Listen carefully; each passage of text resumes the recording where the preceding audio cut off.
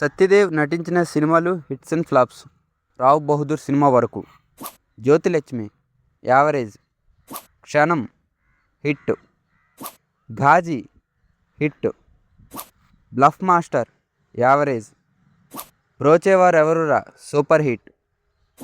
ISmart Shankar block buster. Ragala 24 గంటల్లో flop. Sarileru Neekevvaru block buster. 47 days flop.